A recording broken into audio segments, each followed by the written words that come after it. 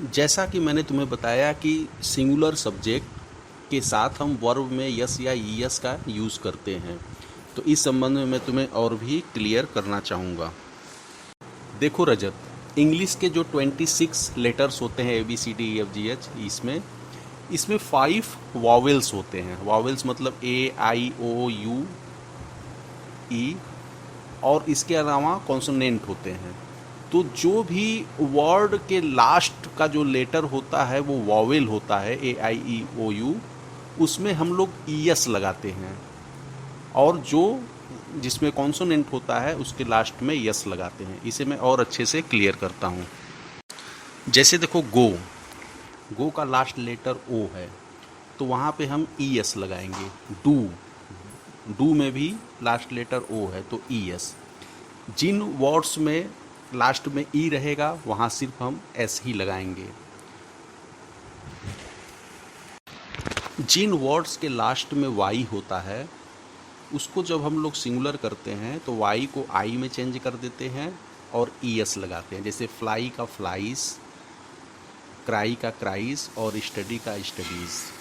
और इसके अलावा जहाँ कॉन्सोनेंट होते हैं, जैसे रीड READ, तो लास्ट में कॉन्सोनेंट को कुछ नहीं करना है, सिर्फ हमें एस बढ़ा देना है। राइट WRITE, ई चुकी है लास्ट में तो कुछ नहीं करना, उसमें सिर्फ एस बढ़ा देना है। तो इस तरह सिंगुलर और प्लूरल में वर्ब को हम लोग इस तरह से चेंज करते हैं। हमें यह बात ध्यान देनी चाहिए कि सिंपल प्रेजेंट या प्रेजेंट इंडिफिनिट में कोई हेल्पिंग वर्ब नहीं होता, जैसे is, am, are, was, were, has, have, had. तो यहाँ पर जब हम नेगेटिव या इंट्रोगेटिव बनाते हैं तो हमें खुद उसको एक हेल्पिंग वर्ब डू के रूप में देना होता है। तो जैसे ही रीड्स अ बुक, तो जब हम इसका नेगेटिव बनाएंगे तो जो डू हम लगाते हैं उसके साथ जो रीड का एस है वो डू के साथ does. He does not read a book, तो वहाँ पे हम डू और डज का यूज़ करते हैं। अब तुम बनाओ, दे प्ले फुटबॉल। चूंकि सर दे प्लूरल सब्जेक्ट है तो इसके साथ हम नेगेटिव बनाते समय केवल डू का यूज करेंगे, तो they do not play football. She writes a poem, इसका बनाओ। She does not write a poem. एक चीज़ और क्लियर करना चाहूँगा कि नाउन और वर्ब में इस चीज़ को अंतर को समझ लो। जब नाउन को प्लूरल करते हैं तब हम उसमें यस या ईएस लगाते हैं, जैसे बुक का बुक्स हो गया, पेन का पेन्स हो गया। लेकिन वही जब वर्ब को हम सिंगुलर करते हैं तब हम यस या ईएस लगाते हैं, इसलिए इसमें कंफ्यूज ना होना। अब इंट्रोगेटिव बताता हूँ, प्रश्नवाचक वाक्य। इसमें भी बहुत ज़्यादा, जैसे नेगेटिव में जिस तरह से हम लोग डू और डज का यूज़ किए वैसे ही इंट्रोगेटिव में। देखो, इंट्रोगेटिव दो तरह के होते हैं।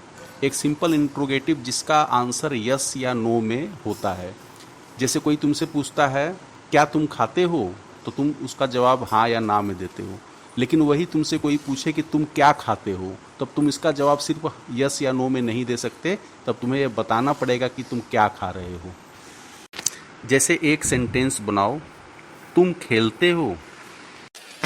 You play.